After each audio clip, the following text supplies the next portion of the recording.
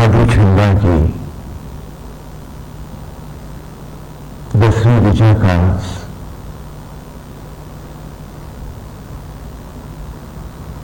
10वें सूक्त की अंतिम ऋचा 12वीं ऋचा का आज हम श्रवण करेंगे और फिर वो ऋषि मौन हो जाएगा।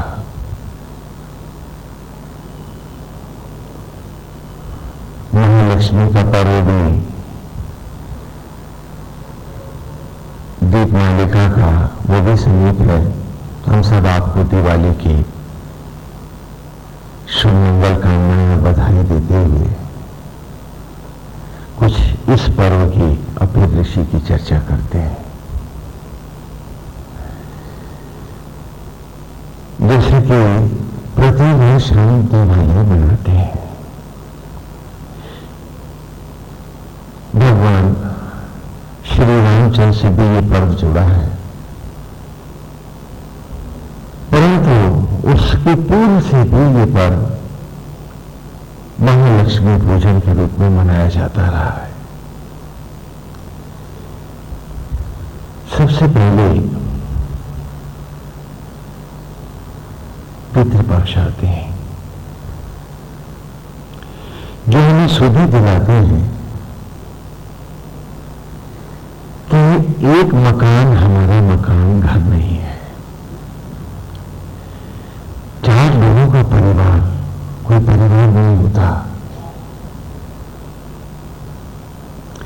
अपनी तृप्ति और इच्छाओं से जीने वाला कोई भी मनुष्य नहीं होता, क्योंकि अपने लिए मैं और मेरे के लिए जीना तो एक पिशाच की, एक राक्षस की जिंदगी है। तो सबसे पहले इस पितृपक्ष में हम अपने वेद के सारे वांग महल को दोहराते हैं, क्योंकि पितृ वो नहीं है, केवल वही नहीं है जो हमारे बाबा थे, नाना थे, पिता में थे, माता में, ये सब पितृ नहीं है। यही पितृ नहीं है ना। पितृ तो वो है जिन्होंने हमें रूप दिया है, वो निमित्त पितृ है। सत्य पितृ तो वो सचराचर है, वनस्पतियां हैं, पेड़ पौधे हैं जो हमें ये रूप देते हैं। तो पितृपक्ष में जिन पितरों के निमित्त माध्यम से हम उभारे गए, हम उनके प्रति श्राद्ध कर्म करते हुए हम अपने आप को बारंबार जगाते हैं कि 4 ईंटों का मकान नहीं है, और 10 इंद्रियों को 10 मुंह बनाकर जीने वाला मनुष्य नहीं, केवल दशानन रावण है जो सबको नोच के अपनी लंका बनाना चाहता है। ये तो भूत प्रेत पिशाच की मनोवृत्ति है, और जो इसमें बस गया है उसका कोई राम नहीं है। तो हम अपने आप को याद दिलाते हैं कि वस्तुतः बर्तन लड्डू नहीं बनाते हैं। पात्रों का प्रयोग करके हलवाई ही लड्डू बनाता है, और उसकी 2 ही पहचान होती है, अमुक हलवाई का लड्डू और अमुक वस्तु का लड्डू। तीसरी कोई पहचान नहीं होती। पतीली, बाही और कड़ाही जन का लड्डू नहीं हुआ करता। तो आज हम अपने भूल धो डालें, हम अपने असत्य ज्ञान के इस मन के मैल को धोएं, पवित्र हों और अपने पितरों के प्रति सत्य रूप से सत्यनिष्ठ हों, तभी तो वे नारायण प्रभु हम पर कृपा करेंगे। पहले इनकी दया चाहिए, तब तो वो दया निधान दया करेगा।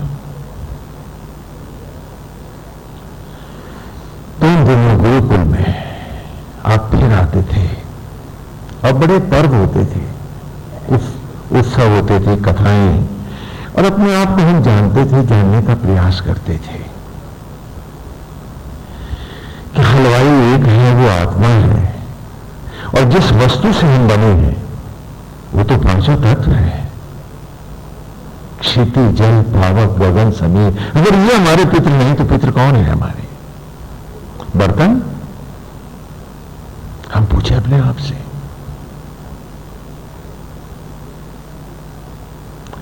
लेकिन आजकल ये होता है खाली, हाँ बस हलवा पूड़ी बनाया, थोड़ी सी पूजा कर दी, कहने लगी ये श्राद्ध हो गया। नहीं हुआ है श्राद्ध, ये तुमने नाटक किया है, तुमने पितरों का अनादर किया है।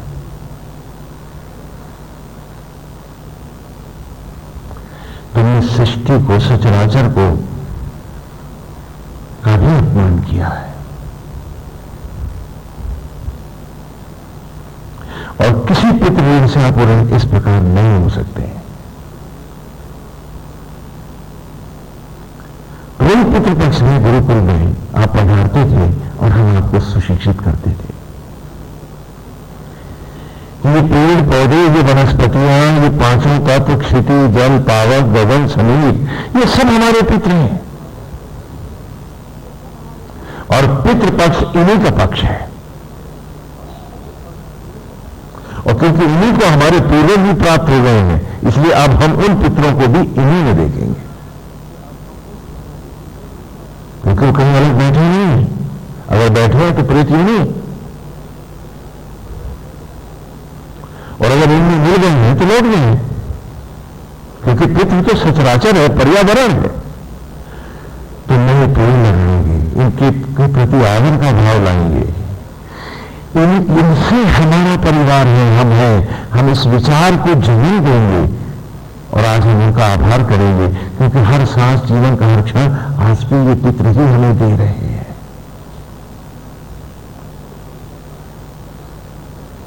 आज भी गौ माता की थनों का दूध लग रहा है तो खेतों में ये वनस्पतियां, सब्जियां, वायु, जल और क्षितिज का एक कोना भी लग रहा है। तो पितृपक्ष का अर्थ होता है कि नित्य में पेड़ लगाना, उनकी सेवा करना और सुंदर वन उगाना। और इसीलिए आजादी तक भी, कि पहले तक भी इस देश में वन ही वन होते थे। आज कंक्रीट के जंगल ही जंगल है, कंक्रीट के हैं, वो पितृ नहीं है।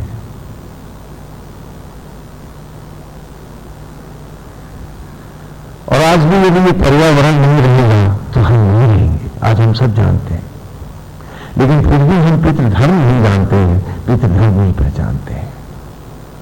कि सबसे पहले इस पर्यावरण की, सचराचर की सेवा कर हम अपने मन को, विचारों को, आचरण और व्यवहार को धोएंगे और तब मनाएंगे नवरात्र। ये नवरात्र क्या है जो आप मना के आए? कि 9 दिन का नवरात्र होता है। हम उसमें व्रत करते हैं, हवन पूजन करते हैं, पूजा पाठ बराबर निरंतर चलते रहते हैं। नाना ढंग से नाना भक्त समाज पूजा आदि के विधान में जाता है। कोई मानस का पाठ करता है तो कोई दुर्गा सप्तशती का, और नवरात्र बड़े ही धर्मपूर्वक आप मनाते हैं। और नवरात्र मनाने की प्रक्रिया में जहां मां भगवती की स्थापना होती है, वहीं जौ भी बीजे जाते हैं।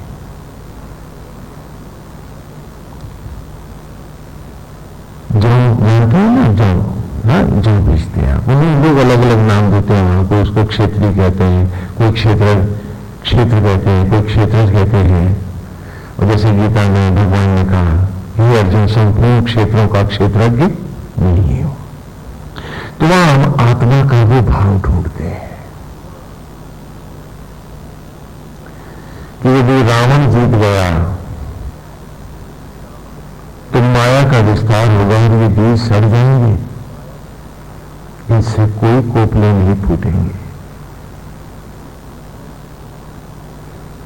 और यदि राम की भक्ति जीतेगी तो जहां में से कोपले उठेंगे, यज्ञ होगा, वो क्षेत्रज्ञ इस क्षेत्र को भी वरद करेगा और नई उत्पत्ति होगी, नई सृष्टि होगी। इसलिए जो बीजते हैं। और प्रतिदिन व्रत पूजा पाठ उपवास करते हुए हम मन दशानन की एक एक इंद्रियों में जुड़ी मन की जो आसक्तियां हैं, जो लिप्साएं हैं, जो अतृप्तियां हैं, जो भ्रम है, इन सबको जलाते हैं, इसके विष हवन करते हैं आत्म ज्वाला दुर्गा में, जिससे हम प्रकट हैं, जिससे हमें जीवन का हर क्षण प्रकट हो रहा है। तो निमित्त भाव में हम बाहर यज्ञ करते हैं और भीतर संकल्पों के साथ हम अपने हर मन के एक एक इंद्रिय के विषय और वासनाओं को भस्म करते हैं, जिससे हम अंतर्मुखी हो सके।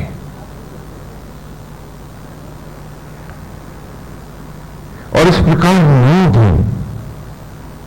हम आत्म ज्वाला ब्रह्मांड दुर्गा में, इस ब्रह्मांड में, यही सरस्वती है, लक्ष्मी है, पार्वती है, यही वैष्णवी है, आदि कुमारी है, यही ज्योत है। जब तक ये जलती है हम जीवित हैं, ये ज्योत गई हम गए। जिसमें मन दशानन की एक एक इंद्रिय के विषय को, वासना को, अतृप्तियों को हम जलाते हैं, भस्म करते हैं। और इस प्रकार 9 दिन में 9 इंद्रियों के विषयों से उपराम हो जाते हैं। और 10वें दिन विजयादशमी मनाते हैं, मन दशानन की 10 इंद्रियों का विनाश कर देते हैं, रावण को जला देते हैं। जैसे राम ने रावण को मारा था, हमने भी आज रावण अपना मार दिया है। इसका नाम विजयादशमी है, इसी को दशहरा कहते हैं। दशहरा, इन 10 इंद्रियों के विषयों का मैंने हरण कर लिया, मिटा दिया इनको। और तब आती है अमावस की अंधेरी रात, गहन अंधकार फैलता है चारों ओर, और ये अंधेरे भीतर बाहर लपेटने लगते हैं राम रूपी ज्योति को।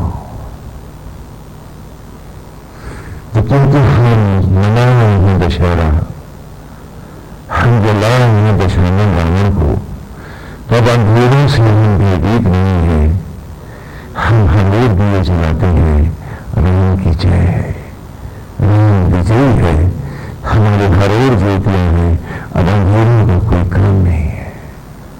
ये विजय लक्ष्मी है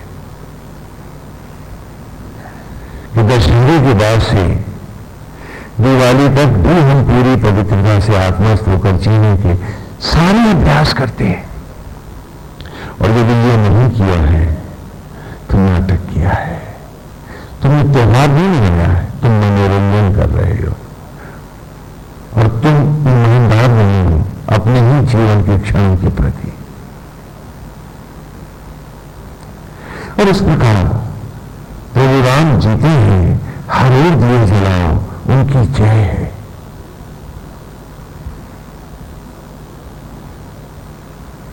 राम तो अग्नि है, राम तो ज्योति है, इसलिए हम दिए जलाते हैं हर रोज कि हमने मन के अंधेरों को जीत लिया है। हमारे मन में अब विषय और पाप नहीं है, दूसरों को सताने की गंदी मनोवृत्तियां नहीं है, हमारे मन धुल गए हैं, क्योंकि हम पितृपक्ष में इस सारे पर्यावरण को हृदयंगम करके आ रहे हैं, सीधे से लगा के आ रहे हैं। और फिर नवरात्र में हमने शरीर को भी मंदिर बना दिया है, इस 10 इंद्रियों के विषयों को जलाकर इसे पवित्र ज्योतिर्मय धाम बनाया है श्री राम का। तो हर ओर दिए जलाओ, ज्योति ही ज्योति हो। और समय के अंतरालों के साथ ये त्योहार तो मनाते रहे, लेकिन सत्य हमारा खोता गया। और दिवाली के दिन आप जुआ खेलते हैं, गलत काम करते हैं,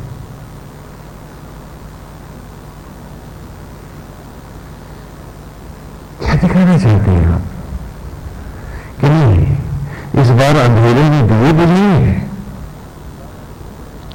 कि सबसे पवित्रतम दिन है वो, जहां तो महाव्रत होगा। आज तो हर सांस राम में जाएगी, हम राम गाएंगे नहीं, भेजेंगे नहीं, हम तो राम जी के दिखाएंगे, मन में तन में राम, रूप में राम, हर इंद्रियों में हर एक श्री राम होंगे। राममय होगा हमारा सारा जीवन। आज सारा दिन हम उसकी ज्योति में डूब के दिखाएंगे और रात्रि में उसका उत्सव प्रसाद बांटेंगे, सबको खिलाएंगे। क्यों? क्योंकि सियो राममय सब जग जाने। हमने पर्यावरण के पितृपक्ष में पढ़ा है, हमने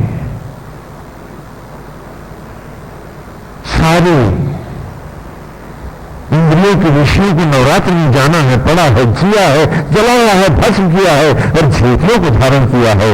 अब नवरात्र से निरंतर हम आत्म ज्योतियों में ही अपने आप को तपाते जगाते आए हैं। आज का दिन पूर्ण श्री राम में ही, आज सारा दिन हर क्षण मेरा रोम रोम आज एक ही विश्राम होगा और वो श्री राम होगा, राम में ही रहेगा। हम आशा करते हैं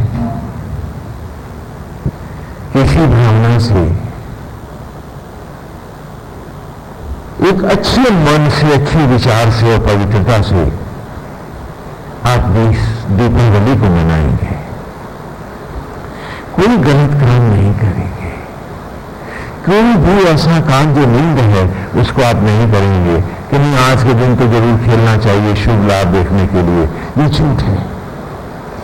ये सिर्फ अपने मन के रंगों को रंगने का एक धोखा है। दिवाली के दिन लक्ष्मी और गणेश की हम पूजा करते हैं, ये दिखाने के लिए कि हम सब ईश्वर में हैं और साधु सचराचर में हर रूप में भगवान को देखते हैं। ये महोत्सव हमारे धर्म के एक जागृत स्तंभ के रूप में मनाया जाता है, क्योंकि गणेश जी शैव संप्रदाय के जो आराध्य हैं। दुर्भाग्य से जब आप संप्रदायों में बट गए तो शैव संप्रदाय के आराध्य भगवान शिव के पुत्र हैं और लक्ष्मी जी वैष्णव संप्रदाय के आराध्य महाविष्णु की पत्नी है और शाक्त संप्रदाय के नव दुर्गाओं में एक दुर्गा है, तो शाक्त आराध्या है। और इन दोनों को साथ बिठाकर इन्हीं से, इनके समन्वय में ही शुभ और लाभ है, रिद्धि और सिद्धि है, समृद्धि है। धर्म को बांटो नहीं, धर्म को जोड़ो। बांटने के लिए कोई धर्म नहीं बनाया जाता, वरन हमें तो प्राणी मात्र में ईश्वर देखना है। इसी भावना से सनातन धर्म ने नाना देवी देवता दिए कि आप कहीं एकांगी ना हो जाए, जिस प्रकार आज आप एकांगी हो रहे हैं। कहिए तो बता दूं, वैसे तो आप बहुअंगी हैं, लेकिन हर एक की मानसिकता नितांत एकांगी हो गई है कि मेरा हो, मैं हूं, मेरा ही सब कुछ हो, इसके बाद मुझे कुछ याद देंगे। और ये एकांगता इतनी बढ़ गई है कि आज पति होकर पत्नी के लिए अथवा पत्नी होकर पति के लिए भी दोनों अपने अपने में बस गए हैं कि कहीं ये भीषण दुर्गंध न फैल जाए। आज बेटा बहू के साथ अलग है, 4 बेटे हैं तो 5 चूल्हे हैं, अब धीरे धीरे 6 होने लगे। हमने इसीलिए सारे देवी देवता दिए थे कि प्राणी मात्र में ईश्वर का भाव रखोगे तो 100 लोग भी घर के होंगे तो घर एक होगा, नहीं बटोगे। जैसे दुनिया नहीं बटी, सचराचर एक है, वैसे तुम भी एक होगे। और जिस दिन तुम क्षुद्रता में, रावण की मनोवृत्तियों में, आसक्तियों में फंस जाओगे, तुम निंद कर्म को ही धर्म मानोगे और पाप से ही मोक्ष पाना चाहोगे। पाप के द्वारा पाप का पाठ करोगे तुम और मुक्ति की कल्पना करोगे तुम। इसी भावना से हमने कहा हमारे 33 करोड़ देवता हैं, अर्थात प्राणी मात्र में श्री राम है। हमें तो सबसे जुड़ना था, तो अपने कैसे बट गए? हमें तो गौरों से भी एक होना था, हमें तो जीव मात्र से जुड़ना था। क्यों? क्योंकि आज आपके मन में राम नहीं है, आपके आचरण में भी धर्म नहीं है। दिवाली इस दिन को सोचने के लिए, आत्मनिरीक्षण के लिए कि आज हम इतने निंदे, इतने क्षुद्र के हो गए हैं कि आज अपने भी हमारे हमको अपने जैसे नहीं लगते और हम उनको उनके अपने नहीं लगते, जबकि हमें तो सचराचर को अपनाना था। यदि सचराचर नहीं अपना पाए तो हर पूजा कुंठित है, राम तक नहीं पहुंचेगी, रास्ते में ही नष्ट हो जाएगी। और हम तो घर में बैठे पड़े।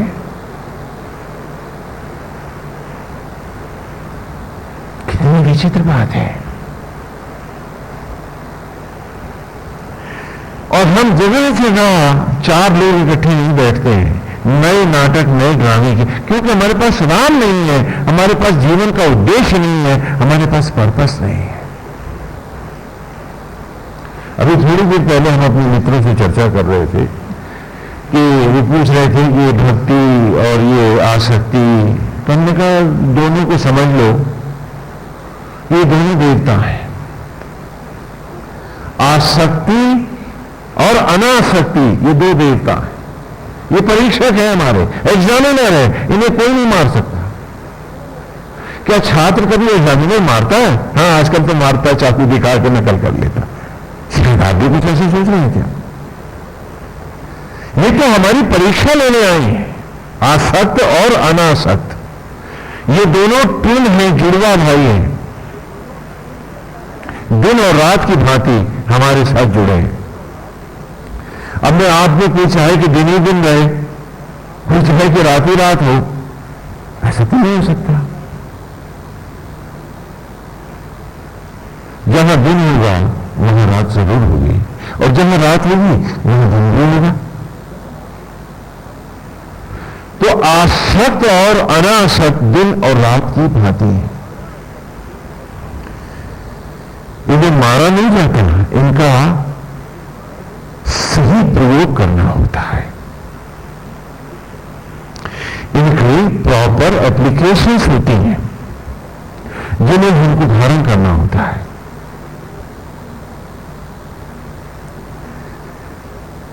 कि जब हम ईश्वर के प्रति आसक्त होते हैं तो विषयांत जगत में सहज ही अनासक्त हो जाते हैं, और जब हम विषय वासनाओं में आसक्त हो जाते हैं तो भले माला फेरते रहे, लेकिन राम ने हम सब अनासक्त हो।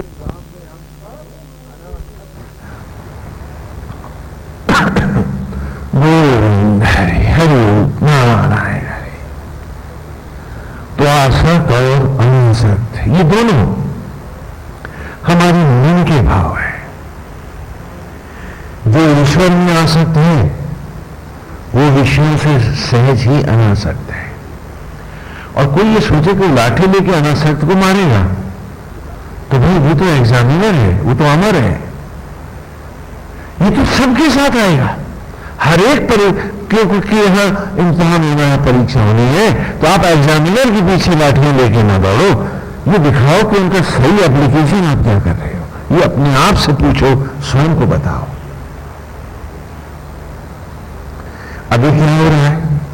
अब ये भी थोड़ा देखो, यहां विचार कर लो कि हम क्यों बट रहे हैं, हम क्यों नहीं जुड़ पा रहे। हर घर में टुकड़े क्यों हो रहे हैं? क्यों? क्योंकि हमने आसक्त भाव को विषयान जगत में रखा हुआ है और अनासक्त भाव को नारायण को दे दिया है। तो गा तो रहे सिए राम में सब मिल जाने, और मतलब किसी से नहीं है, बस मैं और मैं। और ये मैं जब क्षुद्र होती जाती है तो हम दूसरों के भी सुख चैन की परवाह नहीं करते। जो हो मेरा, सिर्फ मेरा। मेरा कर्तव्य क्या है, मेरा धर्म क्या है। यदि कोई मेरे प्रति मेरी सेवा कर रहा है तो लौट के मेरा क्या उद्देश्य होना चाहिए, क्या धर्म होना चाहिए, ये सब हम भूल जाते हैं। क्यों भूल जाते हैं? क्यों? क्योंकि हमारा आसक्त भाव विषयांत जगत में खड़ा है, तो हम सिर्फ मतलबी हैं, सिर्फ मतलबी हैं और कुछ नहीं जानते हैं। और याद रखो, इस आसक्तियों में जीने वाला व्यक्ति न तो उसकी पूजा का फल है, न उसका कोई भविष्य है। इसलिए आप निश्चित रूप से जानो, यही ये ऋषि आपको दिखला रहा है, और इस ऋषि ने पूरी तरह आपको दिखलाया है कि सिर्फ ये मन के बतौले हैं, ये मन के बतासे हैं, ये कोई ईश्वर का आश्वासन नहीं है तुम्हारे पास। क्योंकि ईश्वर पूछेगा कि जब मुझे भज रहे थे तो फिर मुझ में तुम आसक्त क्यों नहीं थे? आज अक्सर आपने देखा कि लड़के कहते हैं कि हम किताब पढ़ते हैं लेकिन हमें पाठ याद नहीं होता। कारण कि वो आसक्त तो खेल में है, वो आसक्त तो विषयों में है, पढ़ाई में नहीं। वो अच्छे रिजल्ट में फंसा बैठा है तो पढ़ाई में इसका जब इंटरेस्ट ही नहीं, वो आसक्त ही नहीं, तो बताओ उसको पाठ याद कैसे होगा? बोलो, क्या वो पाठ याद कर सकता है?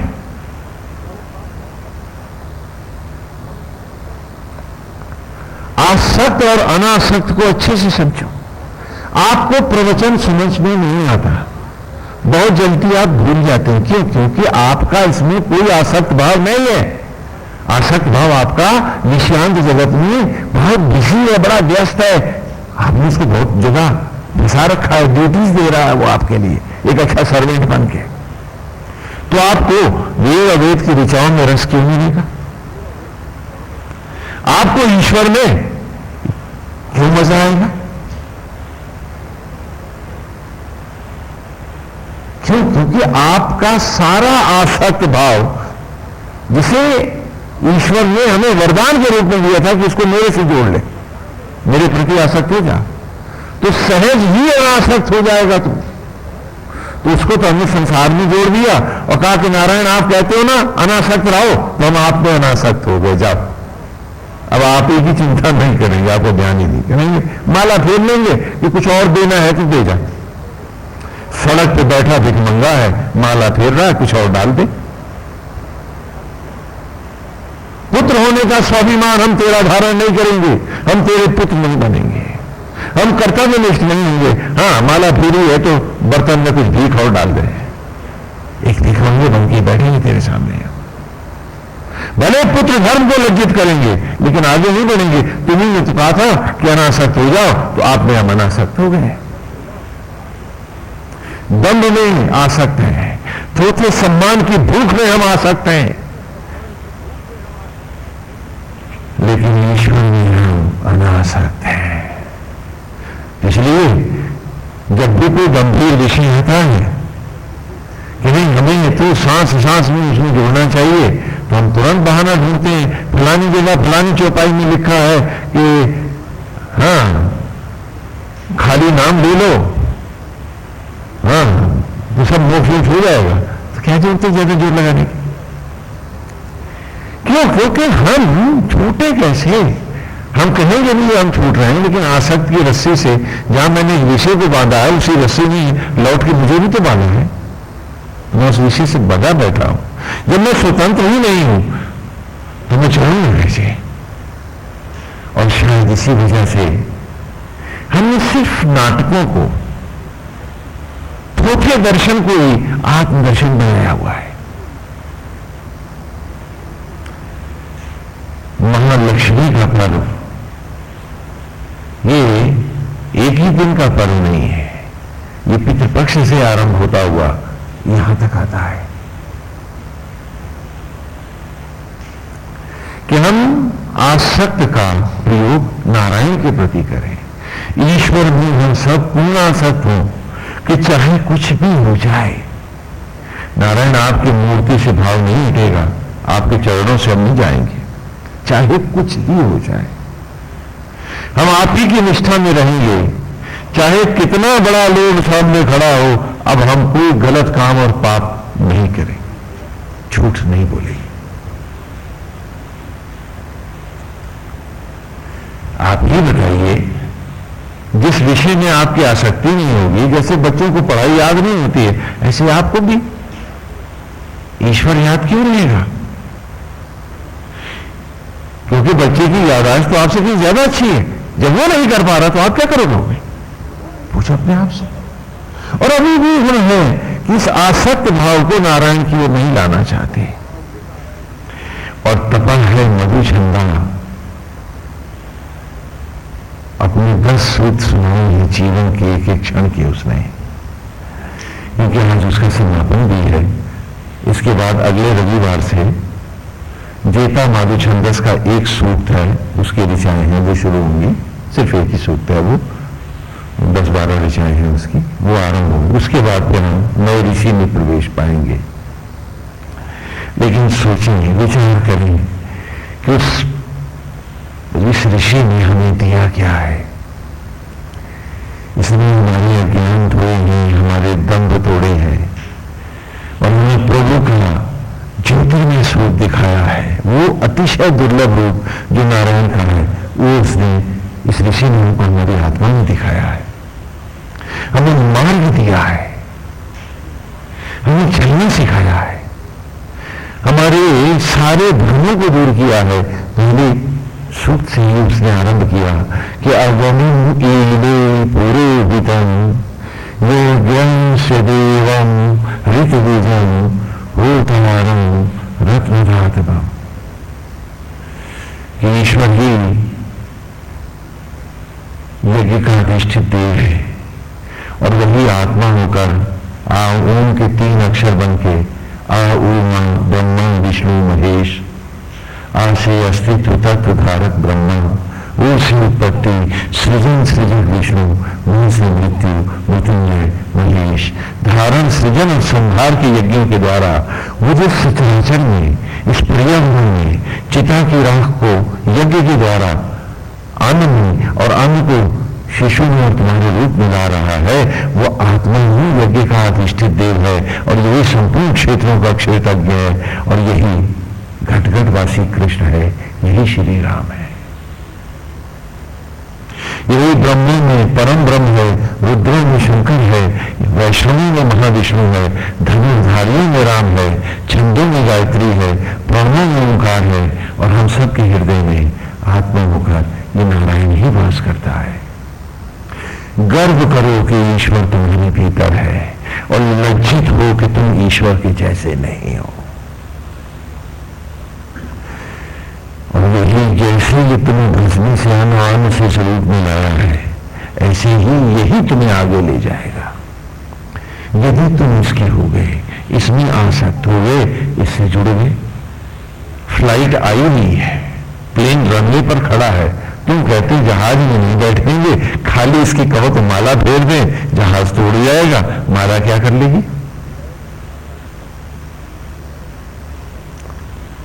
क्या कर लेगी माला तुम्हारी? पूछो अपने आप से। क्योंकि माला तो भावना है, माला तो तड़प है, माला तो चाह है, माला तो मिटने की इच्छा है राम में। यदि वो नहीं है तो माला कहां माला है? नाटक कर रहे थे, झूठ बोलते हैं हम सब और अपनी ही आत्मा के साथ धोखाबाजी करते हैं। उसने कहा कि यज्ञ जो बाहर कर रहा है वहां नहीं, यहां है। वो निमित्त यज्ञ है, इस मूल यज्ञ की स्तुति है। हमने नित्य हवन और पाठ इसीलिए गुरुकुल में कराए थे कि बार बार जब बैठो तो बाहर के हर असत्य और अज्ञान को, जैसे नवरात्र के 9 दिन जलाते हो, हर दिन जलाओ, हर दिन नवरात्र हो। तो हम इसलिए बच्चों से यज्ञ कराते थे। लेकिन याद रहे कि यहां जलाना है और यहां पूरी तरह से आसक्त होना है, भीतर स्वयं जलना है, एक हो जाना है। ये जीव और आत्मा के द्वैत को सदा के लिए मिटा के अद्वैत कर देना है, एक हो जाना है। तड़प जगे ऐसी कि उसकी बिना रहा ही न जाए, ऐसा प्यार जगाना है। और वो प्यार था हमारा झूठ के लिए, धोखे के लिए, विश्वासघात के लिए, आसक्त जगत के लिए। न तड़प आई न जिए हम उसके लिए, वो तो जिया सदा हमारे लिए। एक एक सांस हमारी भोजन के जूठन को रथ में बदलता रहा, हर सांस हमें देता रहा, लेकिन एक तड़प हमारी उसके लिए न थी। हम मालाएं फेरी हैं, हवन कर लिया है, पंडित जिमा दिए हैं, फलाना कर लिया है, दंभ का एक ढेर पाप का और बढ़ा लिया है। भाव नहीं है, भाव भी नहीं है हमारे पास। ऐसी विचित्र बात है कि जैसे बच्चा नित्य पाठ दोहराता है तो नित्य हवन करना और इस पाठ को दोहराना कि बाहर असत्य है जलाना और भीतर स्वयं तड़प के उससे लिपट जाना, वो भाव नहीं आए। और दूसरे सूत्र में उस ऋषि ने दिखाया कि प्राण वायु ही यज्ञ का उपाचार्य है। वायवाया ही दर्शते में सुमारम कृथा तेषां पाहि श्रुति हवा, कि प्राण वायु ही यज्ञ का उपाचार्य है, वो पृथ्वीज है। जहां आत्मा यज्ञ का आचार्य है, प्राण उसके साथ उपाचार्य है। वही तो हर सांस हर क्षण हम पर जीवन का अमृत निचोड़ता है, हमें बूढ़ी अवस्था से पुनः कुमार अवस्था में शिशु अवस्था में लाता है। ये मेरा परिवार है और सचराचर पांचों तत्व मेरा परिवार है, संपूर्ण सचराचर मेरा परिवार है। ईंट पत्थर का मकान मेरा बेटा बेटी नहीं होते। मेरा तो यदि सचराचर मेरा नहीं है तो सचराचर का स्वामी मेरा कैसे होगा? वो पूछो अपने आप से।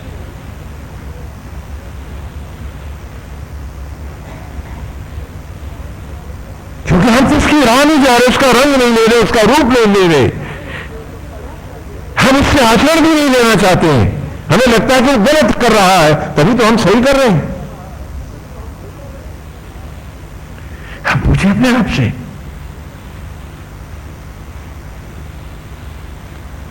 और तीसरे सूत्र में उसने कहा ब्रह्म ज्वाला ही यज्ञ की ज्वाला है, यही लक्ष्मी है, पार्वती है, सरस्वती है, यही आदि ज्वाला है, यही ब्रह्माणी है, ये इसी के सारे रूप है।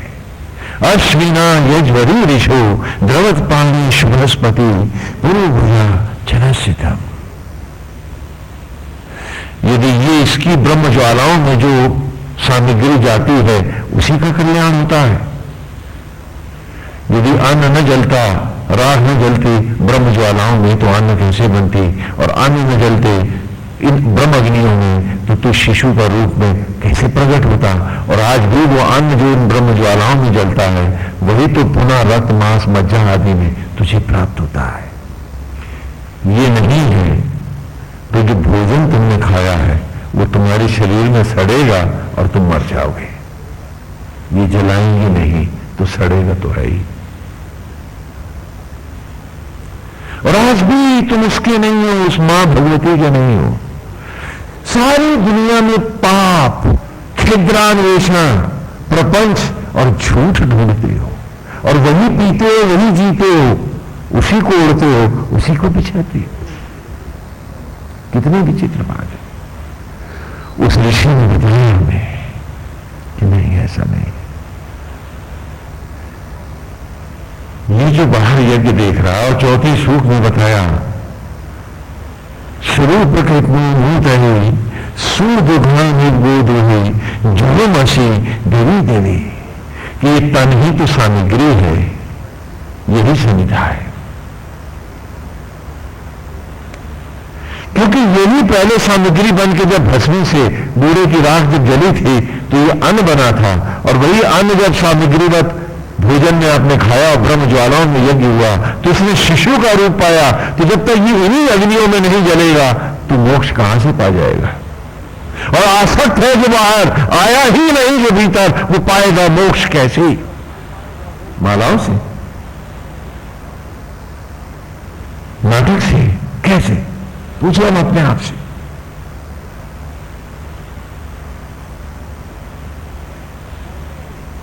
कैसे पाएगा वो जिसमें चाह नहीं, जिसमें तड़प नहीं, जिसमें ललक नहीं है, जो हर क्षण उसके लिए तड़प नहीं रहा है, जिसके पास मैं और मेरे विषय है, जिसके पास अपने मेरे पाप है,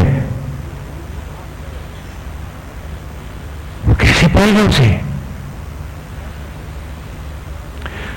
जिसे सचराचर को सीने से लगाना था तो सीने के भीतर बैठा सचराचर का स्वामी उसका हो गया होता, वो तो आज भी उसका है, लेकिन कैसे स्वीकारे?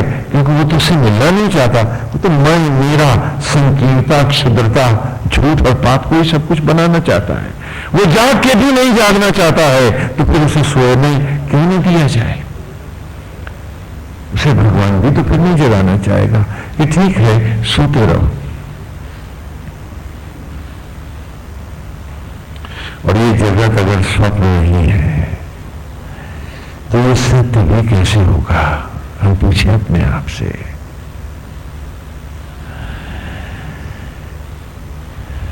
नींद आई, सो गए, आंख खुली, चलो फिर मनुष्य योनि भी तुम्हें मिल गई। तो मैं तुमसे एक बात पूछता हूं, सच बताना मुझको, कितनी डिग्रियां हैं तुम्हारे पास? पिछली है क्या कोई? बोलो, कोई ज्ञान, कोई नॉलेज, कोई यादाश्त? क्या पिछला वो मकान दुकान जो तुमने बटोरे हैं तुम उन्हें पहचानते हो? क्या पिछले नाते और रिश्तों में किसी को तुम जानते हो, या कोई तुम्हें पहचानता है? तो वो सब सपना नहीं था, तो फिर ये सपना से क्यों नहीं है? बताओ मुझे। क्योंकि सपना देखते वक्त भी जो तुम्हें लगता नहीं है कि तुम सपना देख रहे हो, तुम्हें लगता है कि सच है, वैसे ही डरते हो, कांपते हो, भागते हो, दम फूलता है, नहीं क्या? और इस झूठ के लिए तुमने आत्मा के सच को हम सब ने गंवा रखा है। बड़ी ईमानदारी से आज पूछ डालें, बहाने फेंक दे, क्योंकि बहाने कायर का पुरुष करते हैं, जिनमें तड़प होती है, जो मानते हैं कि आत्मा के द्वारा उत्पन्न है, तो हम तो आत्मा के पुत्र हैं, हम तो ईश्वर के बेटे हैं, तो अपनी तड़प को मरने नहीं देते हैं।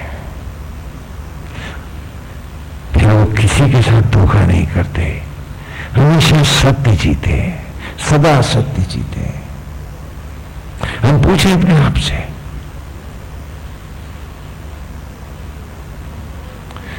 कि सम्मान हमें राम से लेना है या इस मिथ्या जगत से?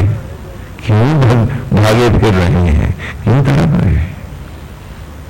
अरे वो न सम्मान देगा तो बाकियों ने दिया भी तो क्या दिया, क्योंकि अगली बार न वो मुझे जानते न मैं ही अपने अतीत को जानता।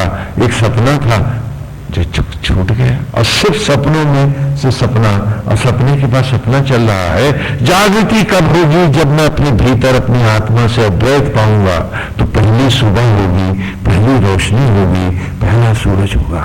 वेद ने कहा, मधुचंद्र ने बताया हमें।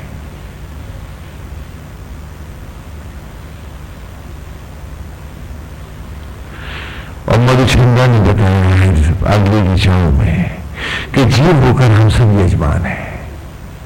ये वो आपको नहीं सुना रहा है मधुचंद्र, किसके सामने गा रहा है? भगवान वासुदेव के सामने। वो आज पूछने आई हैं वेद व्यास के साथ कृष्ण जागेश्वर की पावन स्थली पर कि मधुचंद्र, हम तुमसे उस रहस्य को जानना चाहते हैं, वो राह कौन सी है, कैसे चले थे तुम? तो मधुचंद्र ने 10 सूत्रों में अपने सारे जीवन के राज बताए हैं कि गोविंद मैं जिया हूं ऐसे। इसीलिए तो नारायण आज मैं तुम्हें मिलने जा रहा हूं।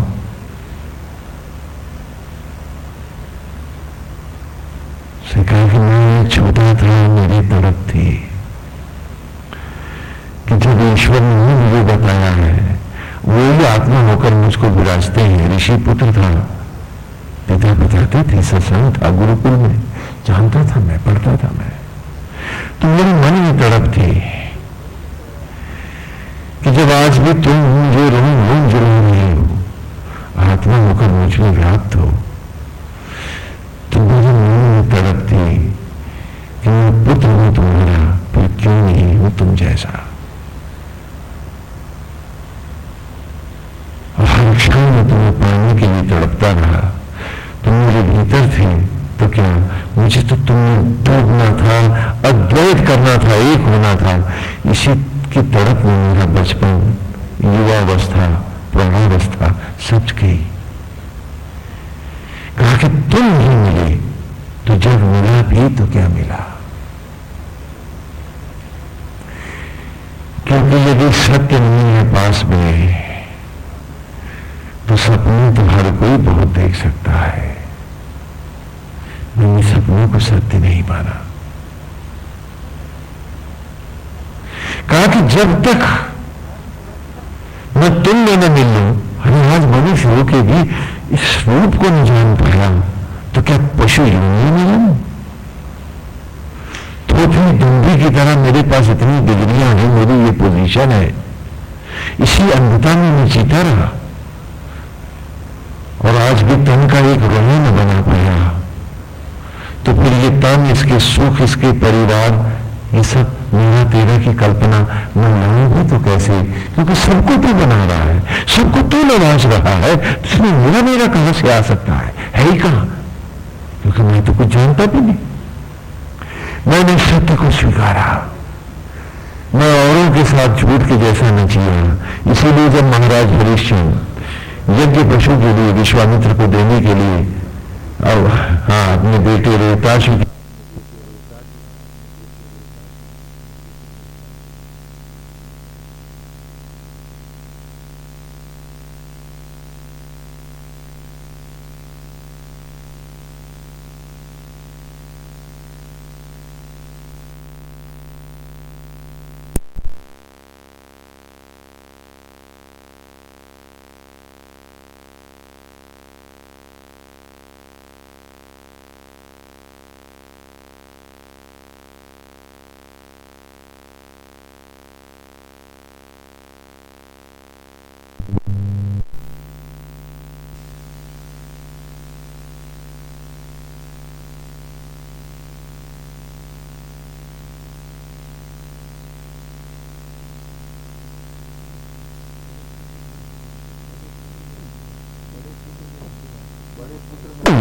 बड़े पुत्र ने अपनी आसक्ति दिखाई। माता ने कहा कि वो छोटे के बिना नहीं रह सकती। मैं मंगला था, मैंने कहा मैं चलता हूं। और मैंने कहा विश्वामित्र से कि गुरुदेव, मेरा तो रोम तड़प रहा है यज्ञ पशु होने के लिए, उस यज्ञ को, उत्पत्ति के उस रहस्य को पाने के लिए, उस सत्य के साथ अद्वैत करने के लिए। और जब मुझसे वार्ता करी विश्वामित्र ने, तो उन्होंने कहा कि मधुचंद्रा, तुम रुक जाओ, तुम भी नहीं जाओ। सत्य तुम्हारे पास है और तू ही सत्य चाहिए है। तेरे जैसा ऋषि फिर संभवतः इस ब्रह्मंडल पर न हो, क्योंकि कलयुग का प्रवेश समीप है, वहां बुढ़ा भूल जाएगा। तू रुक जा और मेरे बेटों को भी सुशिक्षित कर दे, मार्ग दे दे, सब ऋषियों को पढ़ाता जा। मैं तो चूंगा तो अभी से यज्ञ की अग्नियों का वर्ण न कर। उनका आदेश था, मैं मान गया। और ऋषि ने अपने पुत्रों से कहा किसी अग्रह स्वीकारो। तो 50 बेटों ने मुझे अपना आग्रह माना। विजेता मधुचंद्र है वह सदी जो आज इस यज्ञ भूमि पर विराजमान है, ये भी बड़े पावन है, तापस है। ये जीता मधुचंद्र से विश्वामित्र के ही पुत्र है। मेरी तड़प कभी घटी नहीं। यदि मैं तड़पता, मैं पानी चाहता तो आज तेरे तक कैसे आता?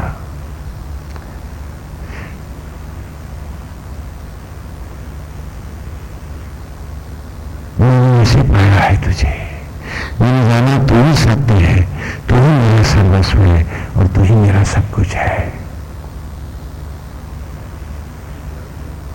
मेरी जान करके मैं तुझे में जीता रहा और उस सत्य को खोजता रहा कि जिसको जानने के बाद ही तो मैं हूं। उससे पहले मैं कहां हूं? क्योंकि एक एक रोम को तुम बना रहे, बुद्धि और विवेक के लिए शक्ति और ऊर्जा तुम दे रहे, और तुमसे मैं अपरिचित, तो मेरा अस्तित्व कहां है? मेरे ही शरीर में अजनबी सा हूं। तो जब अभी तक अपने को नहीं जान पाया तो अपना घर परिवार की कल्पना कहां से लाता, वो भीड़ कहां जुटाता। इतने बड़े झूठ और धोखे मैं कैसे दे पाता स्वयं को। इसलिए तीसरे सूत्र में उसने बताया कि मैंने ढूंढा अपने आप को, मैंने जाना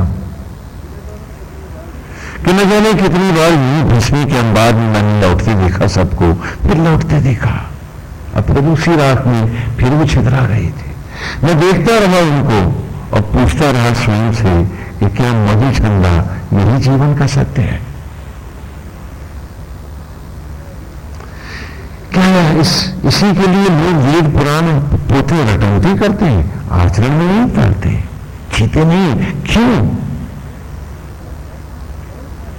ऐसा कौन सा लोभ है, ऐसा कौन सा अमृत है जिसके चक्कर में ये नारायण को बुलाए बैठे भाजन? कहीं साथ ले जाएंगे उसे और कहीं मुक्त है? झूठे दंड और मिथ्याभिमान में भटकते लोग मैंने देखे, कहता है मधुचंदा। और हर बार इन रूपों ने चेताया मुझे कि मधुचंदा ये सत्य नहीं है, सत्य तो गोविंद है और वो तेरे भीतर है। तुझे वही निपटना है उससे, तुझे उसको वही पाना है।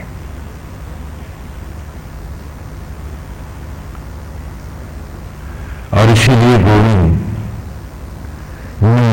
इन ऋचाओं को जो सुना रहा हूं, क्या है ये? स्व प्रेरणा कहते हैं ऋचाओं को। हम क्या कहते हैं? Auto suggestions that I have been suggesting myself the whole life, all the moments।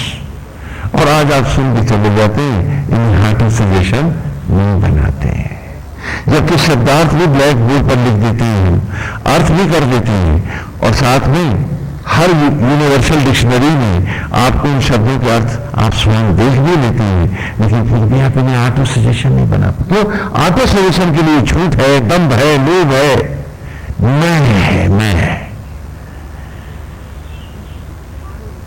दूसरों से पाने की इच्छा है, दूसरों को नोचने की भावना है। ये बहुत बड़ी बड़ी ऑटो सजेशन है ना हमारे पास, नहीं है क्या? इसीलिए शायद भूल जाते हैं हमें, वरना एक एक इंचा स्वप्रेरणा है। मधुचंदा ने कोई हमें नहीं बताया, हमें नहीं दिखाया है, उसने बताया मैं ऐसे ऐसे ऐसे ऐसे जी के आया हूं। जब जब पूछते नहीं है, तब तक वो सत्य मेरे सामने जगमग धुएं से रहित निर्वस्त्र खड़ा रहा है। तो गोविंद उसमें आपकी छवि के अतिरिक्त कोई छवि दिखती भी नहीं है, तो कैसे भटक जाता मधुचंदा? खास इन ऋचाओं को ऑटो सजेशन बनाया होता, ये 10 अमृत के घट, 10 सूप हमारे जीवन के में अमृत ही अमृत बोल देते, और 10 इंद्रियों के विषय सदा सदा के लिए मौन हो गए होते, भस्म हो गए होते।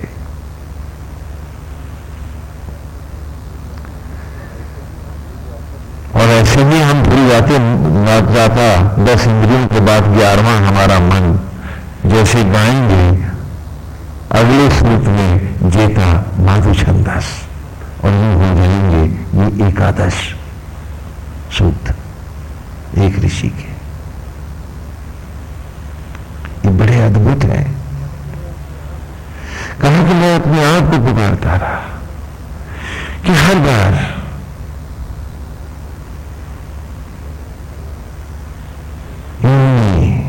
यदम दाशि तम अग्नि भद्रम करिष्यसि तदेत सत्यम अंगिरा, कि यत अंग, जिस अंग को धरा के दाशि जलाते रहे, यज्ञ करते रहे, तम अग्नि, तुम हो अग्नि, हो आत्मा, हो यज्ञ, भद्रम करिष्यसि, तुम उसी का कल्याण करते रहे, तदेत तत् सत्यम अंगिरा। माने आपकी ही तत्व सत्यम प्रकृति का अंगिरा वांग बनता रहा। जब जब भस्मियां पेड़ों के गर्भ में जली और आत्मा होकर जलाया तुमने, तो उस हे आत्मा, जिस पेड़ में तू यज्ञ कर रहा था, उस पेड़ की प्रकृति के अनुरूप वो भस्मी यथा अन्न में, पत्तियों में, सुगंध में, वनस्पति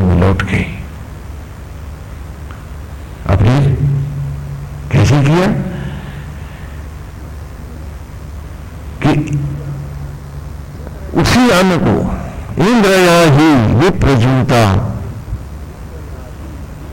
इंद्रया ही धियेषितो विप्रजूता सुतावत ओ ब्रह्माणी वह। फिर उसी अन्न को जब एक विप्रजूता है अर्थात बुद्धिमान पति पत्नी ने, दंपत्ति ने सुतावत पुत्रवत धियेषितो धारण करने की इच्छाओं से प्रेरित होकर, धिया ईशत धियेषितो धारण करने की इच्छाओं से प्रेरित होकर एक बुद्धिमान दंपत्ति ने जब उस अन्न को ग्रहण किया, हे आत्मा तुम्हें अर्पित किया, तुम्हारा आवाहन किया, ब्रह्मार्पण किया उस भोजन को, तो ब्रह्माणी नहीं कहता। तो हम वही जो अन्न था, जो चिता की राख थी, जो मेरा तेरा हम सबका शरीर था, वो फिर प्रलय को प्राप्त हुआ ब्रह्म ज्वालाओं में, ब्रह्म अग्नियों में, और बिंदु बिंदु में महाप्रलय को प्राप्त हो गया, ज्योति बन गया। इंद्रया ही तू तुजान वो ब्रह्माणी हरिवा सुतिल विश्वा निश्चला। और फिर उन्हीं ज्योति के कणों का जब सृजन किया ब्रह्म अग्नियों ने, मथा उसको, तो वो जो अन्न था वही शिशु बन गर्भ के द्वार से बाहर चल दिया। जो मैं था, तू था, हम सब लोग थे। तो फिर इतने तक ही नहीं रुका है, फिर क्या हुआ कि ओमा सर्षणी भूतो विश्व देवा सागर दाश्वासो दाशुशासुतम। फिर जीवन को गतिमान करने के लिए, प्राणों का व्यापार को निरंतर करने के लिए स्वयं आत्मा श्री गोविंद पधारे उस दिन में, और उन्होंने उसका वर्ण किया। और हे ब्रह्म अग्नि, तेरा आवाहन कर तुझे प्रज्वलित किया, और तुझे में हवन करके सबसे पहले उस शिशु को सांसें प्रदान करी। मैं सांस ले पाया। गर्भ शिशु सांस नहीं लेता है, जब बाहर आता है तो पहली श्वास होती है उसकी। मैंने पहली सांस ली। फिर विश्वे देवासो अप्तुरा सुतमान पूर्णया उसरा इव स्वसराणी। और विश्व आत्मा ने, विश्व देवास जगत आत्मा ने अप्तुरा आकुलता से, शीघ्रता से, तत्परता से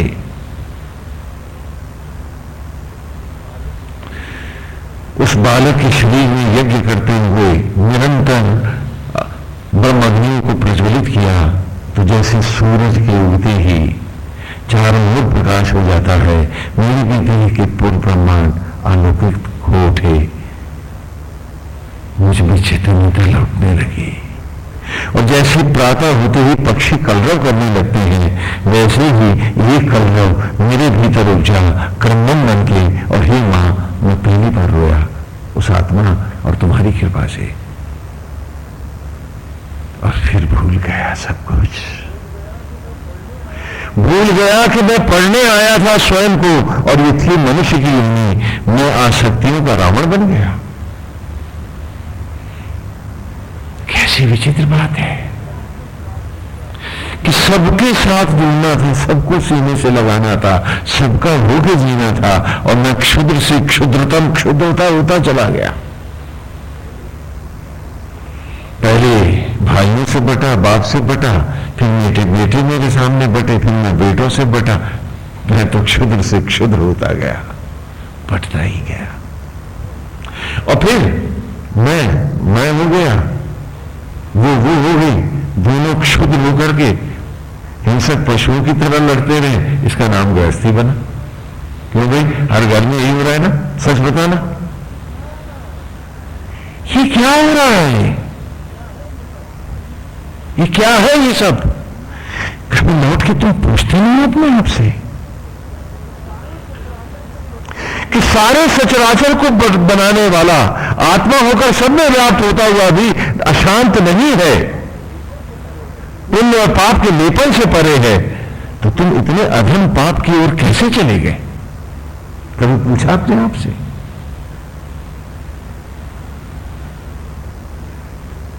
उसी ने मुझे भस्मी से आने में लौटाया। इन ऋचाओं में भी हम पढ़ के आ रहे हैं। उसी ने अन्न से मुझे बालक का शिशु का रूप प्रदान किया और वही आज भी मुझे सांस दे रहा है। पहली सांस भी उसी ने दी, उसी से ये वाणी है, ये आवाज है, ये क्रंदन है, ये। अब फिर क्या हुआ? विश्व देवासो अश्रिध एहि मायासो अद्रुह मेघम विषंत वन्नया। विश्व देवासो अश्रिधा, और उस आत्मा ने यज्ञ करते हुए मुझे रक्त मांस और मज्जा यज्ञ के द्वारा उत्पन्न करके अन्न से, मां के दूध से, सबसे निरंतर यज्ञों के द्वारा मुझे पुष्ट देह का बनाता रहा। यही माया सो अद्रुआ कि जगत की माया, प्लैनेटरी ग्रेविटीज कहीं मुझे डैमेज ना कर दें, मुझे वज्र बनाता चला गया, मजबूत करता चला गया। क्या मैंने पूछा नहीं अपने आप से कि वो क्यों करता चला गया?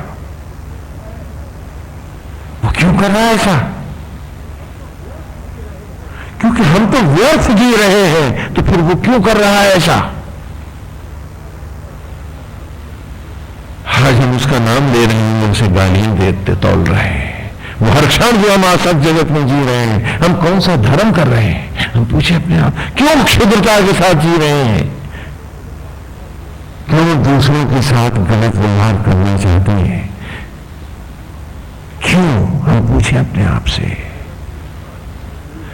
कि अगर तू सांस भी ले रहा होता अपनी बनाई, भोजन भी होता तेरे पास, तेरा अपना बनाया, और प्रसाद भी हो रहा होता, तू उसे रक्त मांस और मज्जा में तू ही उस अन्न को लौटा रहा होता, तो भी तू ये सारे निंद कर्म कर लेता, क्षुद्रता में, मैं मेरा में फंस लेता। मुझे समझ में आता, या कहो कि ये झूठ बोल रहा है? ईमानदारी से पूछ डालो आज अपने आप से, समापन के क्षण है, जो अब नहीं जागा वो फिर क्या जागेगा? कि ही माया सो अश्रिधा,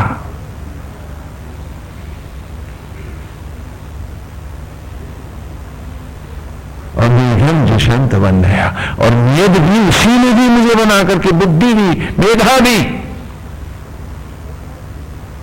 और ये मेधा आज कहां गई है? विषयांत जगत में, थोथे दम्भ मिथ्याभिमान में, सड़े हुए सम्मान में, वो भी क्षण भंगुर। और फुर्सत नहीं है मेरी मुझको पढ़ने की। कितनी विचित्र बात है। अरे आज तो तड़प लो, आज तो जाग लो, समापन को जा रहा है ये ऋषि, कि पत्थर की शिला से ही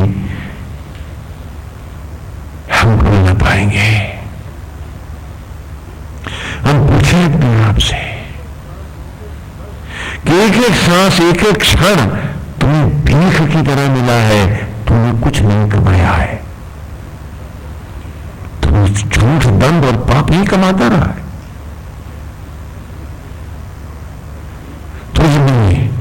और खेत की मेड़ पे उस गंवार में फर्क इतना है कि उसने जाना नहीं है, तो भी जिया है। तूने जाना है और तू जिया सिर्फ विषांत जगत में, विद्वान तो बढ़ा रहा है। तो क्या तू उस खेत के किनारे खड़े उस अनपढ़ से कहीं ज्यादा अनपढ़ होकर नहीं जिया है? पूछ अपने आप से। मेघम विषंत वन्नया, कि उस ब्रह्म ज्वालाओं में यज्ञ करके, उन अग्नियों में ही उसने तुम्हें मेघ बना करके प्रकट करी। काहे के लिए? दुष्यंत। दुष्यंत का अर्थ होता है वेदों के ज्ञान के लिए, अपने को पढ़ने के लिए, जीवन के मूल लक्ष्य को धारण करने के लिए, आत्मा से अद्वैत कर इस योनि को पढ़ के पास होकर दिखाने के लिए। लेकिन हम तो एक विषैला जीवन जी रहे थे और विष ही बोल रहे थे सब में। बड़ा धर्म कर रहे थे, मोक्ष के अधिकारी हैं ना, पा जाएंगे, क्या बात है। ये सपने भी सजाए बैठे कि पुष्पक विमान आता होगा, भी बिठा लेगा हमको, फूल मालाएं भी पहनाएगा, ले जाएगा। कहा मेघम जुषंत वन्नया। अब फिर वो कहता है कि सब तुमने क्यों किया, ये सब तुमने क्यों किया? क्यों मां बना रही हो तुम मधु चंदा को, और क्यों वो मेरे आज इतने मेरे लिए श्रम करते हैं? क्यों? मधुचंद्रा कुरेदता है, मधुचंद्रा खोदता है अपने आप को, मधुचंद्रा जानना चाहता है, मधुचंद्रा में तड़प है। तो आगे ऋचा में ही वो रहस्यों को खोजने लगता है अपने भीतर। वो किसी की दुकान पे नहीं जाता, उसे कोई चेलों की भीड़ की कोई कामना नहीं है, वो किसी से चंदे भी नहीं मांगता है, क्योंकि मधुचंद्रा बहुत व्यस्त है भीतर अपने। बाहर तो श्री हरि के निमित्त वो प्राणी मात्र की सेवा करता है, वो तो भक्त मात्र का भक्त है। मर्यादा वो सब उसे प्रणाम करते हैं, लेकिन चरण रस तो वही लेता है सबके, कहीं तो वही सबके चूमता है। सिया राम में सब जग जाने, और खोजा उसने इस ऋचा में कि पावका नाय सरस्वती वाजे गिरिराजिनीवती यज्ञं निष्ठु दिया वसु। कि ये ब्रह्म अग्नि ही पावक ही अग्नि, तू आत्मा के साथ नारायण के साथ मिलकर मेरे अंतर की, हमारे अंतर की ज्वाला बनकर के सचराचर की ही मां पावका, ना पावक माने अग्नि, ना माने हमारी सरस्वती, विद्या की देवी आप जानते हैं, अम्बा ज्वाला सरस्वती एक ही बात है, ब्रह्म अग्नि आए तुम्हारे अंतर की ज्वाला है। तो पावका ना सरस्वती, अग्नि होकर हे मां हे सरस्वती तुमने क्या किया, वाजी भूल वाजिनीवती, यज्ञों के द्वारा तुम बराबर मेरा बाजीकरण करती रही। क्यों क्यों करती रही? कि मट्टी का ढेला था ये तन, जब पानी में जाता था तो भूल जाता था, अस्तित्व खो देता था। लेकिन उसी का जब तुमने बाजीकरण किया उस मट्टी के ढेले का, तो ये मनुष्य के मानव तन बन गया और आज ये जन्म की लोल करता है। तो कैसे किया था? यज्ञ के द्वारा ही तो, अग्नि के द्वारा ही तो पावका ना सरस्वती वाजे गिर वाजिनीवती। तो मां तुमने यज्ञ क्यों करती रही? इसलिए कि तुम मुझे पुनः सामग्री बना करके जैसे भस्मी श्याम में लाई थी, मैं पुनः तुम्ही में अर्पित हो जाऊं, यज्ञ वस्तु, और फिर तुम एक परावर्तन का यज्ञ करो। इस बार मैं ज्वालाओं पानी को लपटों में न खेलूं, खाली जल में ही न किलोल करूं। धिया वसु, अग्नियों में नाचने वाला, अग्नियों में किलोल करने वाला, अग्नियों में आनंदित रहने वाला रूप पाऊं। और मैं था कि 10 इंद्रियों को 10 मुंह बनाए, दशानन रावण बना, इस विषयांत जगत में भाग गया था। हताश थी ब्रह्म ज्वाला और हैरान था विधाता मेरे भीतर कि अगली सीढ़ी पर जाने के बजाय ये तो जंगलों को हो लिया है विषयों की। एक सहज प्रक्रिया थी जो नेचर मुझे बना रहा था, जो नेचर मुझे उठा रहा था, जो नेचर मुझे ला रहा था, उसमें मुझे सहयोग करना था, मुझे जुड़ना था, लेकिन मैं स्वयं अपना अवरोध और विलोम बन के खड़ा हो गया था और सोच रहा था बहुत बड़ा चौधरी हो गया हूं, बहुत बड़ा समझदार हो गया हूं, बहुत बड़ा विद्वान हो गया हूं, बहुत बड़ा तपस्वी हो गया हूं, और जाने क्या क्या हो गया कि आज कुदरत भी जो करना चाहे तो पहले मुझ रावण से लड़े तब मेरे भीतर कुछ कर पाए। आज ये अवस्था हो गई और माला भी फेर रहा हूं उसकी। क्या बात है? ये ऋषि बता रहा है, काश हम सब उसको ईमानदारी से गहराई से पी पाए होते। हमने इन विचारों पर बड़े गहन विचार किए हैं और निरंतर वो विचार करते रहे हैं, एक एक विचार करके हम निरंतर चले हैं। हाँ, लेकिन क्या हम एक बार भी चौंके हैं, हम तड़प लाए हैं कि यज्ञम वस्तु दिया वसु, कि मैं भी उन यज्ञों को धारण करके, उन अग्नियों को धारण करने वाला बनूं, मैं केवल खिलौना न रहूं। मां तू तो चाहती थी कि मैं भी खिलाड़ी हो जाऊं, और मैं था विषयांत जगत में भागता।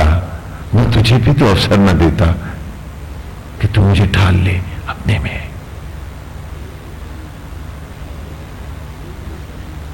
और फिर चोरित्री सुमृता नाम चेतंती सुमती नाम यज्ञम बगी सरस्वती।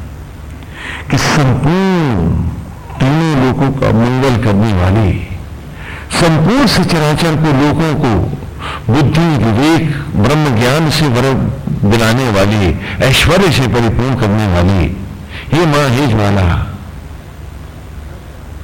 तो मुझे तो यज्ञ का ज्ञान कराने के लिए मुझे उठा रही है यह ज्ञान दे सरस्वती कि मैं उस यज्ञ को धारण करने का, उसको करने की सामर्थ्य का, और यज्ञ शब्द का अर्थ हम पहले भी विचार कर चुके हैं, यह माने उत्पत्ति और ज्ञान माने ज्ञात होना, उत्पत्ति के ज्ञान को जानना कि कैसे एटम्स इंटीग्रेट होते हैं और कैसे वो रूप प्रकट होते हैं।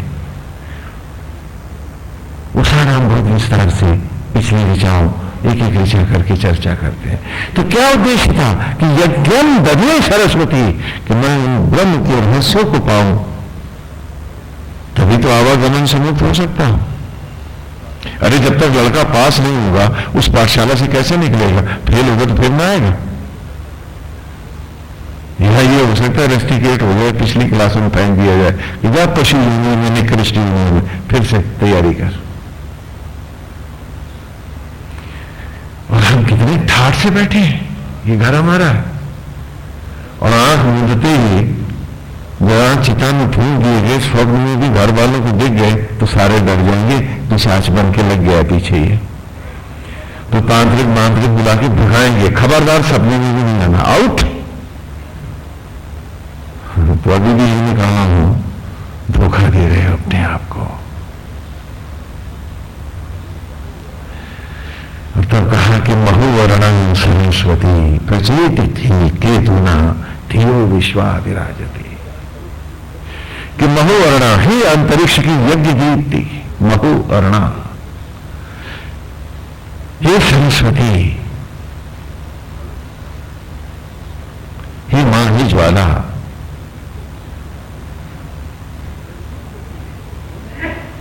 प्रचलित केतुना, संपूर्ण ग्रहों और नक्षत्रों को ज्योतियों से परिपूर्ण कर गगन में प्रतिष्ठित कराने वाली अंबा, तू मुझे धारण कराना चाहती है, इसलिए तो तूने मुझे रूप दिया है। तियो विश्वा विराजते, कि मैं भी उस विगत श्वा, उस अमर रूप को पाऊं और गगन के छोर से छोर तक नाचता फिरूं, मैं पीछे लौट के न जाऊं, हर बार ये खिलौना खंडित ना हो, ये खिलौना ऊपर आए। तो वो कृष्ण से कह रहा है, मधुचंद्रा, वह सुधीर, मैंने इन रहस्यों को अपने भीतर जो कुरेद के पाया है और जिया है। मैं तुम्हारे ही रूप में सदा आसक्त रहा, इसीलिए जब तुम आया मेरे पास तो मैंने कहा कि कैसे तपा, कैसे पाया, ये यहां नहीं, जागेश्वर में यज्ञ की वेदी पर दिखाऊंगा, जाके दिखाऊंगा कि जो दो रास्ते कहीं शुक्ल कृष्ण में गति नहीं थे, जगता शाश्वते मते।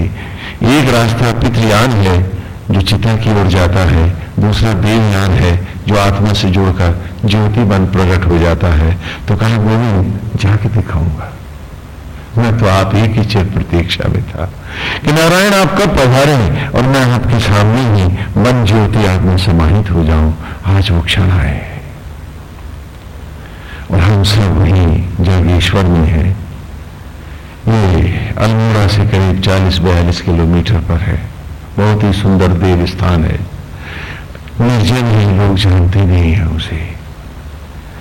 आज भी वहां उत्तरायणी गंगा का तट है और वहां का जो वो स्थान है वो दो भागों में बटा है।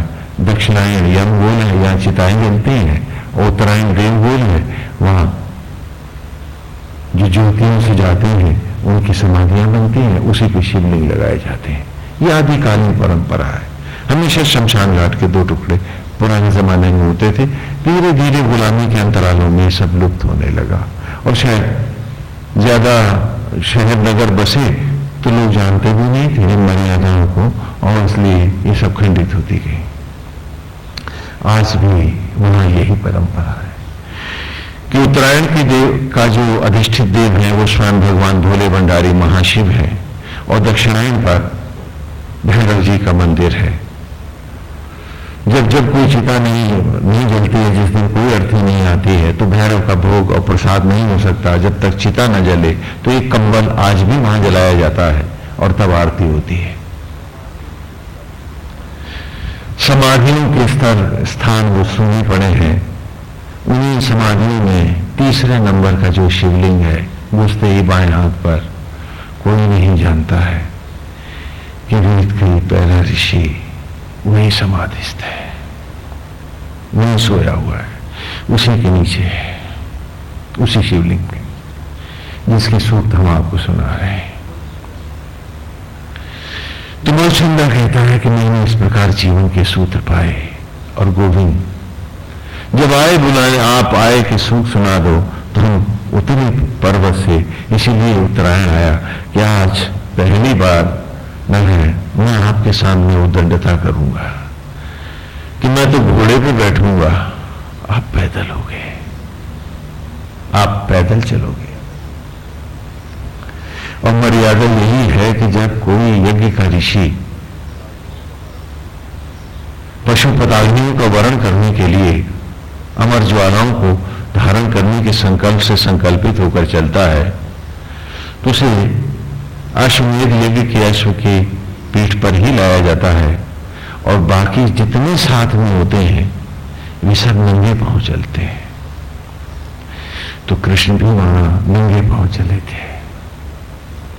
तो कहा, गोविंद मैं तो अश्व पर था और आप तो नंगे पांव मेरे साथ जा रहे थे, जिन्हें जो मेरे शिरोधार हैं, आराध्य हैं, प्रभु आप पैदल थे और मैं अश्वारोही था, अश्व पर आरूढ़ था मैं। और इस प्रकार आया और बोलूं, ये सारे रहस्य आज आपके सामने मैंने निर्मल भाव से रखे हैं कि जो पाएगा तड़प, जो जगाएगा लपट, जो उठाएगा वो निश्चित रूप से मधुचंदा होगा और वो पाएगा ये उत्तरायण मार्ग।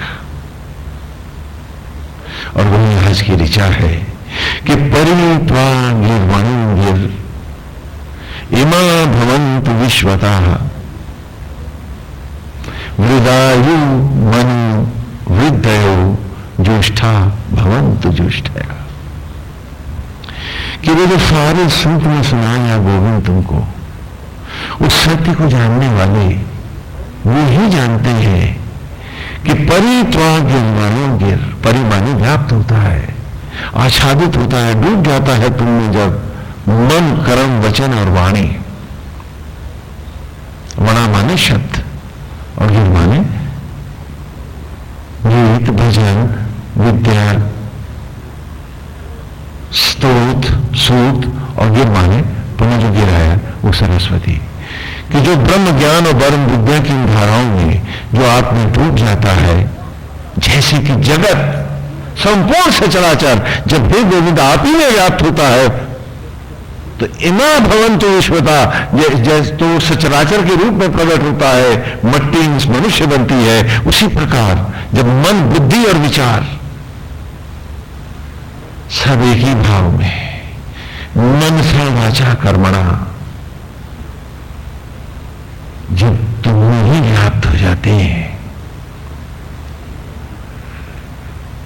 तो कुछ भी अनदेखा नहीं रहता। 14 भुवन प्रकट हो जाती है और हर ओर तुम्हारा दर्शन होता है तो सामने दिखने लगता है। हर तड़प, हर ललक गोविंद तुझ में समा जाती है। परित्वा, जब संपूर्णता से ये जीव, ये मन, बुद्धि, ये जीव जब अपने आप को तुम्हें में व्याप्त कर देता है, तुम्हें में लय हो जाता है, सारी इच्छाएं जिसकी समाप्त हो जाती है। परित्वा गिर्वाणं गिर इमा भवन्तु विश्वता। तो जैसे संपूर्ण विचारों को जब खोता नहीं, जब तक जीव अगला जन्म पाता है क्या? बोलो बोलो बोलो। पिछले जन्म का ज्ञान लेके आए थे कुछ? क्यों? क्योंकि जब तक पूर्ण रूपेण अर्पण नहीं होता है अगला जन्म नहीं होता है। तो कहा परित्वा गिर्वाणं गिर इमा भवन्तु विश्वता। जैसे से संपूर्ण सचराचर प्रकट होता है, तुझमें ही व्याप्त होकर। जब जीव मन से, बुद्धि से, अहंकार से, सभी प्रकार से रहित होकर हे गोविंद जब वो आत्मा व्याप्त हो जाता है तो क्या होता है? हृदय मनु,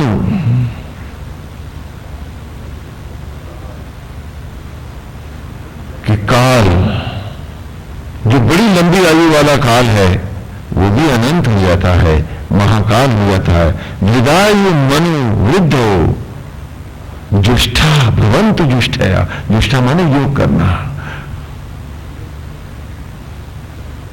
कि जीवन भर जो तुझसे जुड़ करके तप करता रहता है,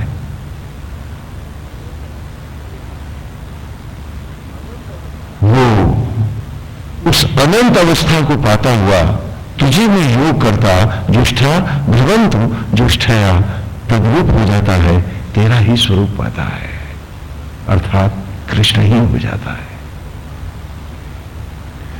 और इसमें हमने बहुत बार उद्धव और कृष्ण की कथा की है कि वासुदेव के कहने पर उद्धव, भगवान उद्धव द्वारकाधीश की प्रतिमा बना करके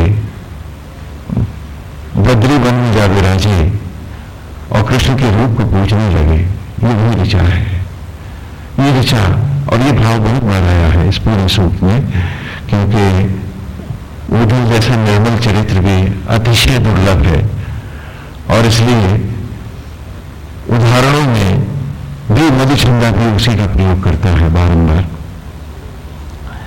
कि उद्धव जी वहां पधारे हैं, बेर खाते हैं और कृष्ण की मूर्ति बना करके उसी के रूप में परित्वा गिरवाणों गिर, अपने आप को पूरी तरह से उसमें व्याप्त करके तप कर रहे हैं।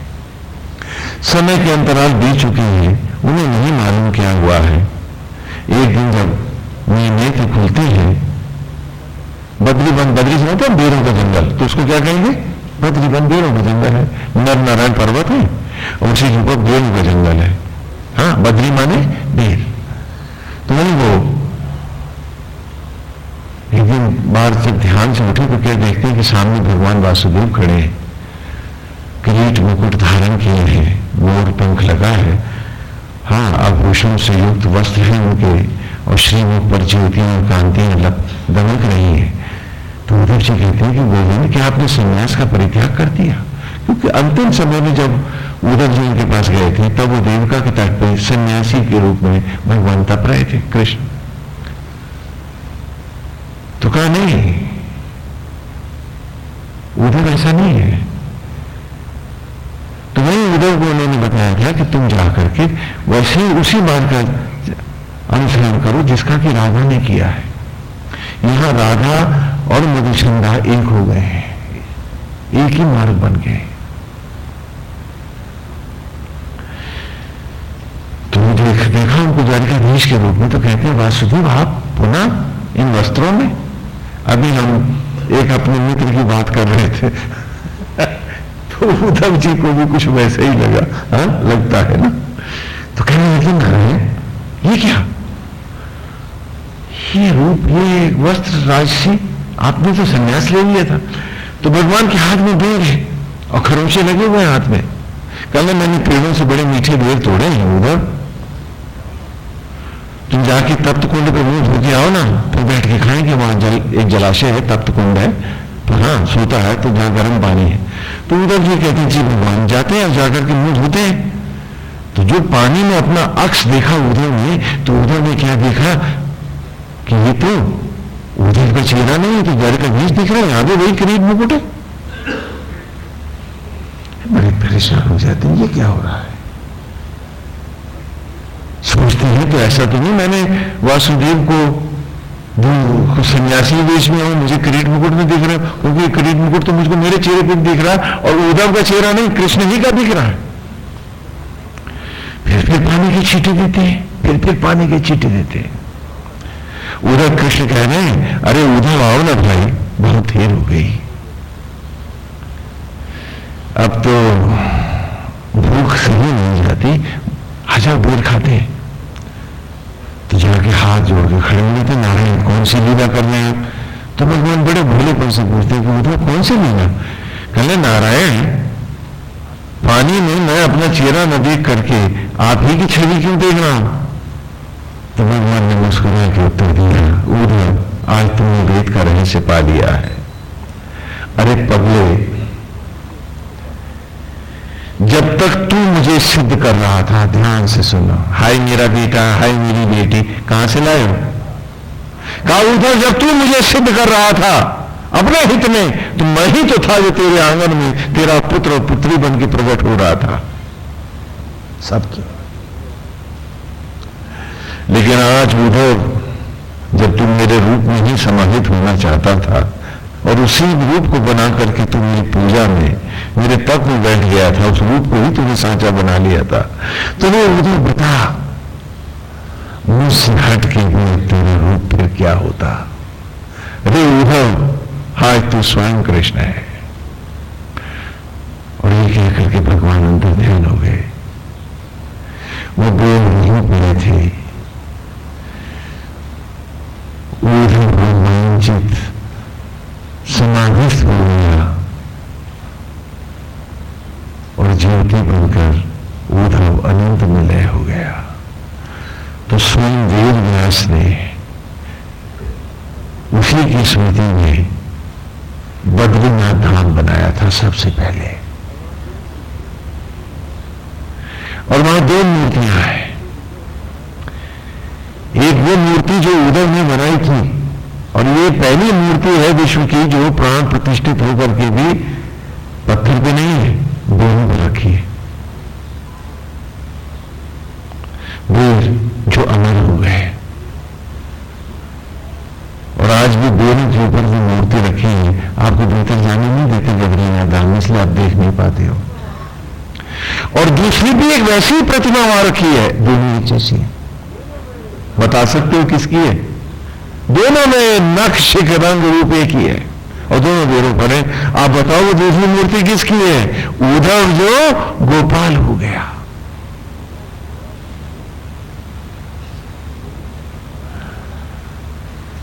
बोलो, समझ में आता है क्या? और 6 महीने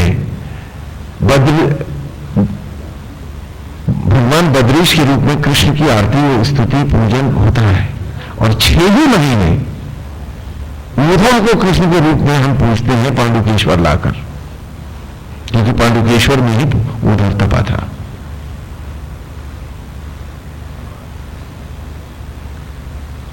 आज ये कहानियां विलुप्त हो गई हैं, वेद के ऋचाओं में ही जीवित है। ये जो उपाख्यान है वो भी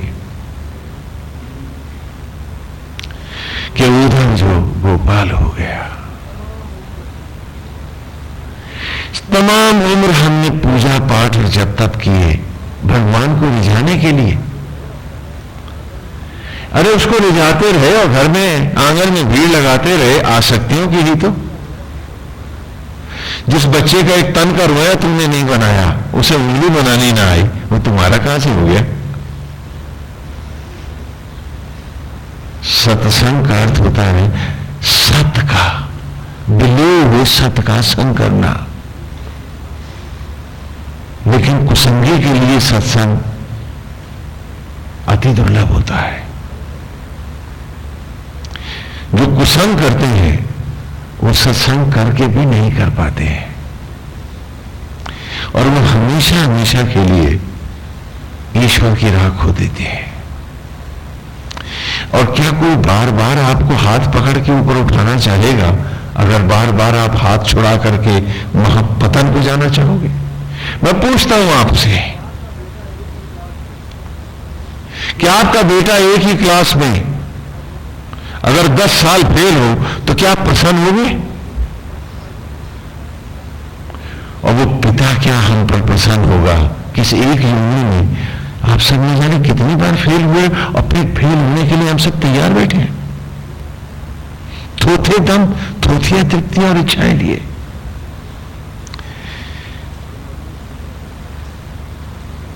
और मधुचंदा कहता है कि तुम सब में बैठा है मधुचंदा। मधुचंदा शब्द का अर्थ है कि जो विष में से भी अमृत निकाल ले, और तुम हो कि अमृत को विष बनाते हो। हम सब हो सकते हैं मधुचंदा, यदि हम ईमानदारी से सत्य को धारण करें कि भगवान को अब रिझाएं नहीं, स्वयं रीझ जाएं। क्योंकि जब हम उन पे रीझेंगे तो हम उनका रूप लेंगे, और जब वो हम पे रीझेंगे तो हमारा रूप लेंगे। हाँ? और अगर हम उन पे रीझ गए होते तो आसक्त जगत की इतनी भीड़ भी ना होती, हर ओर गोविंद होता, हम ईश्वर के जैसे होते, और ईश्वर जब हम सब में जगमगा रहा होता तो ये धरती किसी वैकुंठ और स्वर्ग से क्या कम होती। आज इस धरती को, इस पर्यावरण को सिर्फ एक ही जीव है जो बर्बाद कर रहा है। क्या आप बता सकते हो वो कौन है? बताओ। एक ही जीव है जो पर्यावरण को चौपट किए है, वो कौन है? आदमी, आप सब। और इस आदमी को यह दंड भी है कि ईश्वर सिर्फ इसी का है। क्या बात है? पूछो अपने आप से। शेरों ने पर्यावरण को मैला नहीं किया, गीदड़ ने नहीं किया, सियार ने नहीं किया, हरण ने, बाघ ने, किसी ने नहीं मैला किया। अगर किसी ने पर्यावरण को तबाह किया है तो इस दो पैर के जीव ने, इस आदमी ने किया है।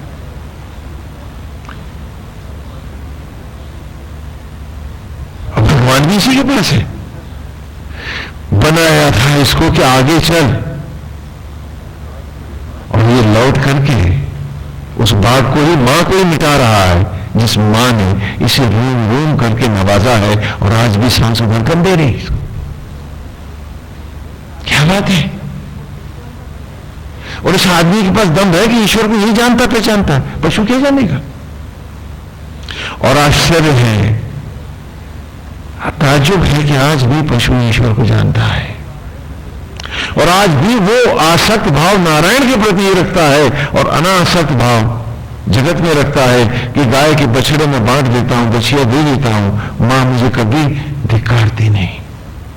आपने किसी का बेटा बेटी बांट दिया होता तो मेरा सच बताना ही ईमानदारी से, आप मुझे कितनी गोलियां और तोपे मारे होते? इतने आसक्त आप हैं।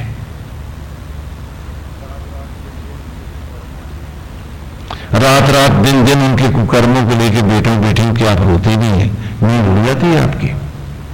क्यों? क्योंकि ईश्वर तुम्हें दिखा रहा है कि पगले, जिन्हें मैंने बनाया तुम उनको रो रहा, मैंने तुझको भी बनाया, तुझे मेरा ध्यान नहीं जानते हैं। हम जान के भी नहीं जाना चाहते। हम क्षुद्र से क्षुद्रतम होकर जीना चाहते हैं। जो रावण ने किया हम वही करना चाहते हैं, और हम भूल जाते हैं कि अब रावण ही अकेला रामायण में राजा नहीं है, दशरथ भी सम्राट है।